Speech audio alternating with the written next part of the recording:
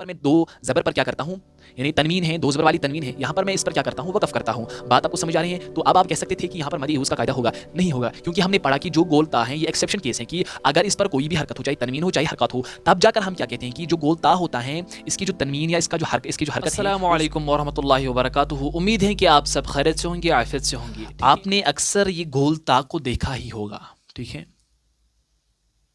इसको आपने अक्सर देखा ही होगा, गोल ता।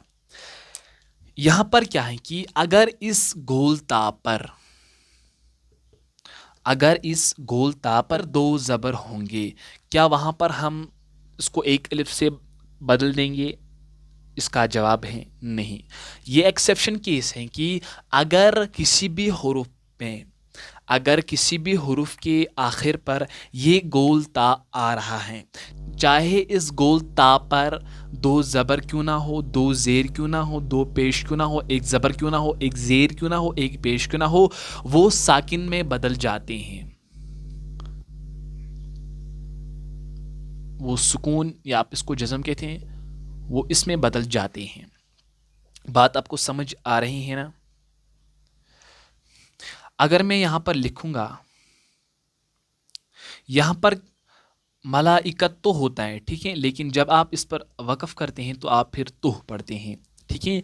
तो आप क्या समझे इस कायदे में कि जो गोल ता होता है, चाहे इस पर कोई भी हरकत हो, तनवीन वाली जब हम तनवीन को पढ़ते हैं, चाहे इस पर तनवीन क्यों ना हो, यानी दो ज़बर दो ज़ेर दो पेश, या हरकत क्यों ना हो, तब जाकर जो तनवीन और हरकत हैं वो सुकून में बदल जाते हैं, ठीक है। वहाँ पर हम यानी उसको नहीं पढ़ते हैं, ठीक है।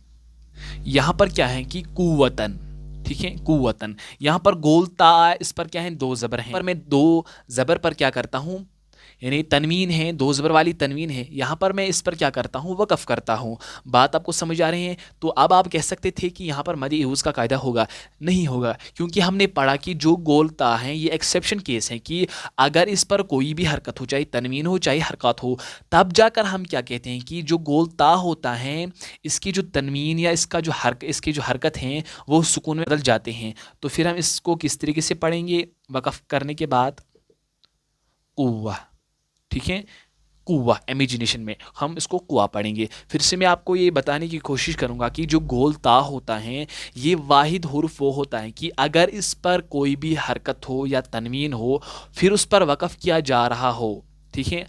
अगर आपने इस पर दो ज़बर वाली तनवीन को देखा, आपके जहन में ये ख्याल आ रहा होगा मदी यूज़ की बात की, यहाँ पर तो मदी यूज़ का कायदा होगा, लेकिन ये कायदा इस्तेमाल नहीं होगा। क्यों नहीं होगा? क्योंकि ये एक्सेप्शन केस है कि अगर इस पर कोई भी तनवीन हो या हरकत हो, तब जाकर वो सुकून में बदल जाते हैं। अगर गोल ता पर आप क्या करते हैं, वक़फ़ करते हैं। तो ये कुछ एक्सेप्शन केस था, इसको भी आप अच्छी तरीके से ये समझने की चीज़ है, ठीक है। तो अच्छी तरीके से समझिएगा। अगर आपको कायदे समझ ना आए तो फिर से उन कायदों को देखिए, और जो ही आप कुरान पढ़ेंगे तब जाकर आप फोकस वहीं पर करेंगे कि मैंने क्या पढ़ा, मैंने कौन कौन से कायदे अच्छी तरीके से समझे, और मैं कितना अच्छी तरीके से उन कायदों को आइडेंटिफाई कर रहा हूँ कुरान में, ठीक है। जो ही आप कुरान पढ़ते हैं कि आपने वहाँ देखना है, ठीक है, कि मैं यहाँ पर कौन सा कायदा इस्तेमाल करूँगा, मैंने कौन कौन से कायदे पढ़े। आपने जितने कम से कम हमने 10-11 कायदे तो पढ़े, तो आपने देखा कि क्या मैं उन 11 कायदों जो हैं, क्या वो 11 तजवीज़ जो हैं, क्या मैं यहाँ पर उनको आइडेंटिफाई कर रहा हूँ,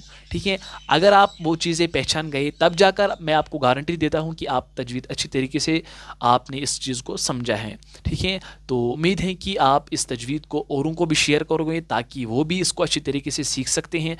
अगर वो सीखेंगे तब जाकर ये एक बड़ी अमल बन सकती हैं, ठीक है।